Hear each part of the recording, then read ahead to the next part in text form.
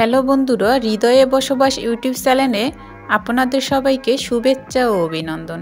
আজকের আলোচনার বিষয় হলো ট্রাক্টর আবিষ্কারের ইতিহাস। জমি চাষের ঐতিহ্যবাহী একটি সিরাত ও পদ্ধতি ছিল গরু, মহিষ, জোয়াল ও লাঙল দিয়ে জমি চাষ। এটি ছিল অনেক উপকারী একটি পদ্ধতি, কারণ লাঙলে ফলা জমির অনেক গভীর পর্যন্ত আলগা করত। গরুর পায়ের পাড়ার কারণে জমিতে কাদা হতো অনেক, এবং গরুর গোবর জমিতে পড়ে জমির উর্বরতা শক্তি অনেক বৃদ্ধি করত। কিন্তু কালের বিবর্তনে আধুনিকতার ছোঁয়ায় হারিয়ে যাচ্ছে গ্রাম বাংলার এই ঐতিহ্যটি। 19 শতকের গোড়ার দিকে ট্রাক্টর আবিষ্কার হয়েছিল।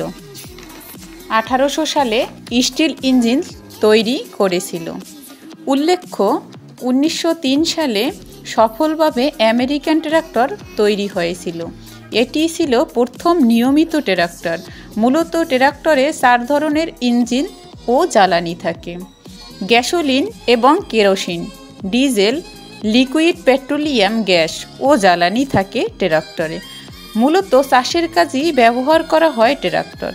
তবে এর বিভিন্ন ভাগ রয়েছে, যেমন গার্ডেন ট্রাক্টর, 2 চাক্কার ট্রাক্টর ইত্যাদি। চাষের জমি ও বাগানের কাজে আলাদা ধরনের ট্রাক্টর ব্যবহার করা হয়।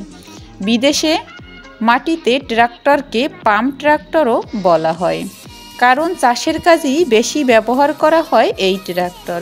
1930 সালের আগে পর্যন্ত যেসব ট্রাক্টর তৈরি হয়েছিল সেগুলো স্টিলের চাক্কা ছিল। তবে এর পরবর্তীতে ট্রাক্টরে রাবারের চাক্কা ব্যবহার হয়েছে। চাষের জমিতে এ ধরনের ট্রাক্টরই বেশি ব্যবহৃত হয়। শুরু থেকে শেষ পর্যন্ত আমাদের সাথে থাকার জন্য ধন্যবাদ।